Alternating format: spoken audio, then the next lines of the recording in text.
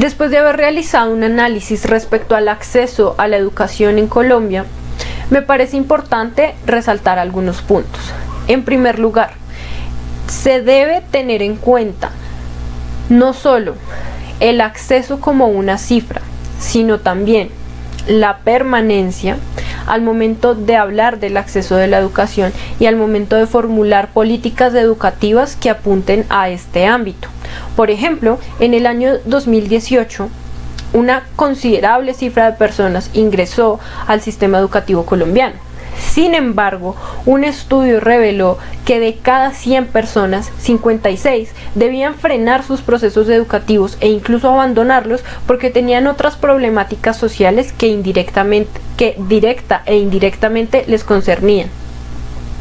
En segundo lugar, es importante tener en cuenta lo excluyente que está siendo la educación a la que se accede. Por ejemplo,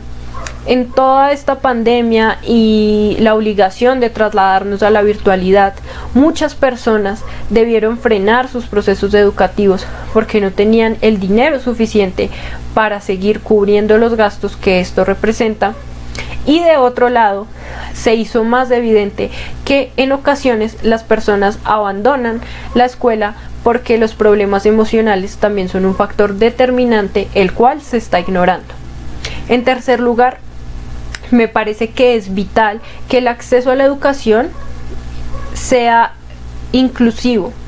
sí, que se generen más políticas educativas a favor de creación de instituciones enfocadas en personas con capacidades diversas, que a estas no se les obligue a ir a un colegio que no está preparado para recibirlos, que infraestructuralmente y tampoco en cuanto a talento humano tiene las condiciones necesarias para darles un buen paso por la escuela. Asimismo, es importante que se tenga en cuenta que los grupos étnicos no deben ser forzados o ellos no son quienes tienen que adaptarse al sistema educativo. Es más bien la educación en sí misma la que se debe ampliar y así generar que se converge en el aula toda esta pluriculturalidad que es latente en el país. En Colombia, cada año escuchamos que se hace una inversión en educación y no obstante, también salen al viento muchos desacuerdos y protestas frente a esta inversión, pues se considera que no es suficiente. Pero, ¿por qué no lo es? Para esto, revisemos las siguientes cifras.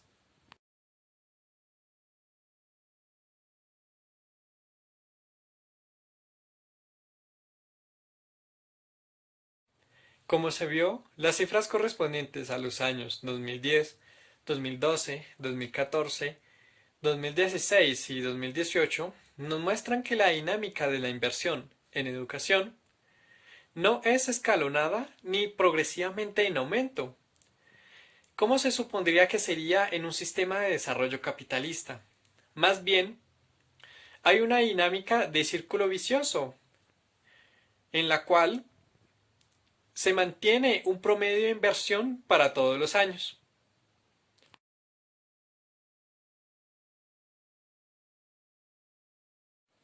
Todo esto es algo muy preocupante y que necesita transformación. Por ejemplo, en las universidades públicas, cada año se presentan más estudiantes y lamentablemente cada vez hay menos cupos. De tal manera que las cifras de inversión no responden a una política educativa democrática en la cual asegure el acceso universal a la educación en Colombia. Voy a hablar del tercer aspecto que tiene que ver pues con la calidad educativa en Colombia, luego de la investigación pues realizada y de todo lo estudiado a lo largo del curso de políticas educativas, pues digamos que decimos que en Colombia las políticas educativas en cuanto a la calidad se enfocan en que los estudiantes generen ciertos resultados de aprendizaje y ciertas competencias, pues teniendo en cuenta el nivel de educación en el que se encuentran, si se encuentran pues cursando la educación básica, la educación media o la educación superior. Digamos que para cada uno de estos niveles se conocen unos estándares de calidad, pues que se refleja en ciertas competencias y resultados de aprendizaje que los estudiantes muestran y pues que certifican que ya aprobaron y pasaron pues de manera adecuada el ciclo pues de educación, bien sea básica, media o superior. Sin embargo, haciendo pues una reflexión, si se quiere, crítica pues de lo que son estas políticas educativas en torno a la calidad educativa en Colombia, pues decimos que al menos en la educación media vemos como las instituciones de educación privada están mejor preparadas, por ende vemos que se dan mejores procesos de educación en los estudiantes de dichas instituciones, y esto que ocasiona que los estudiantes de instituciones privadas tengan mejores oportunidades para acceder a los niveles superiores de educación, es decir, a la universidad. Asimismo, tengan mejores oportunidades laborales y una mejor posibilidad de desarrollar su vida. Entonces vemos como, en un contraste, vemos como los estudiantes de educación pública pues enfrentan diferentes problemas porque no salen tan bien preparados, no pueden acceder a la universidad, reduciendo así las posibilidades de mejorar su vida. Vemos que la calidad educativa en las instituciones públicas se ve, digamos, mucho más afectada y de una manera más negativa que en las instituciones que tienen que ver pues que son de carácter privado. Entonces pues ahí hay una desventaja que afortunadamente hablando en el nivel de educación superior no se ve, porque vemos que las universidades tales como la nacional se encuentran al mismo nivel de universidades privadas prestigiosas como la Javeriana o como la de los Andes. Digamos que cuando se hacen rankings de la calidad educativa vemos que la Universidad Nacional se encuentra pues a la par de estas universidades privadas, demostrando que la educación pública también sí garantiza la calidad educativa como lo hace la educación privada, a diferencia de, como ya lo expliqué, como sucede pues en la educación media con las instituciones privadas y las instituciones públicas. Entonces esto pues ya refleja varias problemáticas que como futuros docentes tenemos que replantearnos para el momento de construir o hacer parte de la construcción de políticas educativas y asimismo de la ejecución de ellas en las aulas, pues nos demos cuenta de estas problemáticas, y si hacemos parte de la educación pública en los niveles medios, pues contribuir para que ellos también puedan acceder a la educación superior y tengan mejores niveles de vida. La idea es que la calidad educativa no dependa de si tengo dinero para pagar un colegio privado o no, sino que la calidad educativa tiene que ver con que los profesores y las instituciones todas se encuentren bien formadas. Hola, mi nombre es Fabián Andrés Moreno Ramírez y pues yo les hablaré de la cuestión de la equidad, igualdad y diversidad en las políticas educativas colombianas. En lo que respecta a la equidad en estos momentos, pues supone asumir y tratar pues de modificar las enormes brechas generadoras de altos índices de pobreza en los estudiantes colombianos, pues la equidad estará vinculada de modo fundamental a ampliar sustantivamente las oportunidades de acceso a la educación inicial o preescolar, modalidad educativa que debería tener prioridad en las estrategias nacionales para enfrentar la pobreza según las políticas educativas colombianas. Lo que las políticas educativas plantean de la diversidad es una educación inclusiva. ¿Esto qué quiere decir? Pues que se busca un proceso pues permanente que reconozca, que valore y que responda pues de manera pertinente a la diversidad de las características, intereses, posibilidades y expectativas de los niños y niñas adolescentes, jóvenes, adultos, y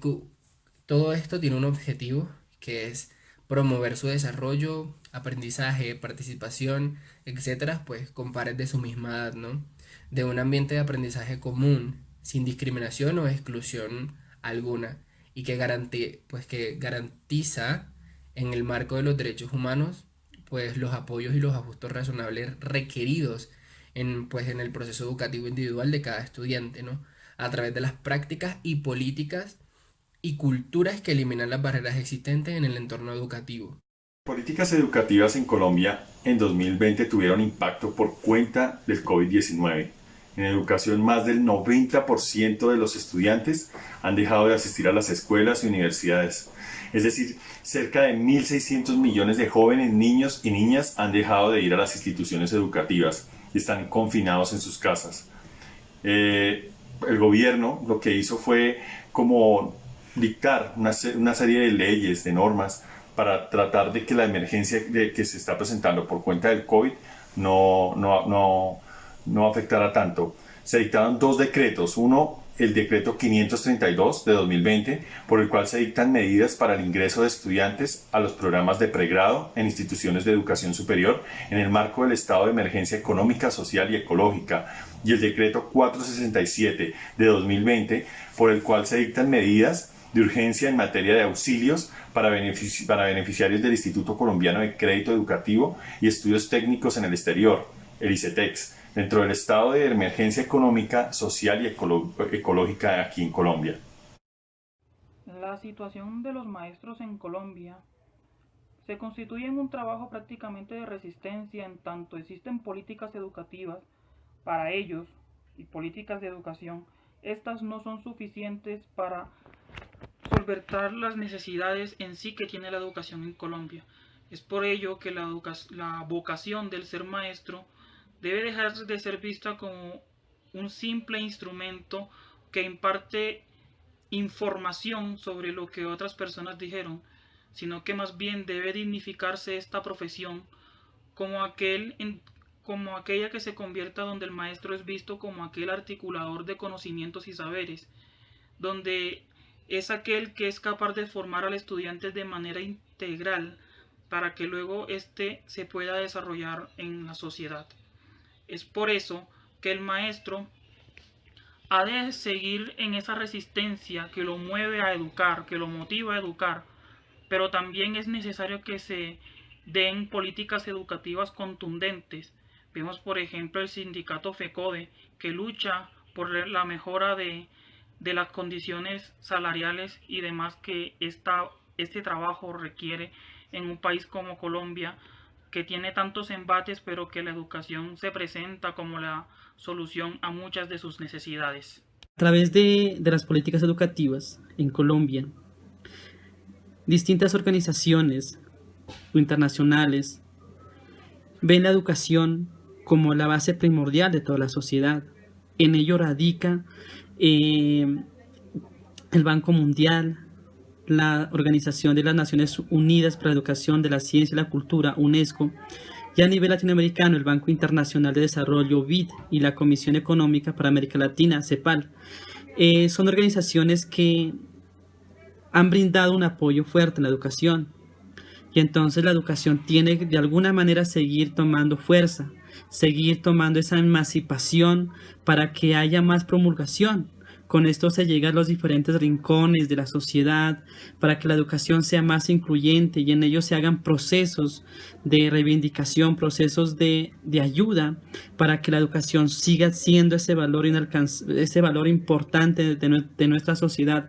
porque hay el derecho en donde se dice que la educación es un derecho para todos y esa educación tiene que permitirnos a nosotros crear espacios de fraternidad, de diálogo y en ello seguir promulgando esa defensa por la paz, por la igualdad. Creo que nosotros también somos portadores de esto y somos merecedores de estos procesos de educación,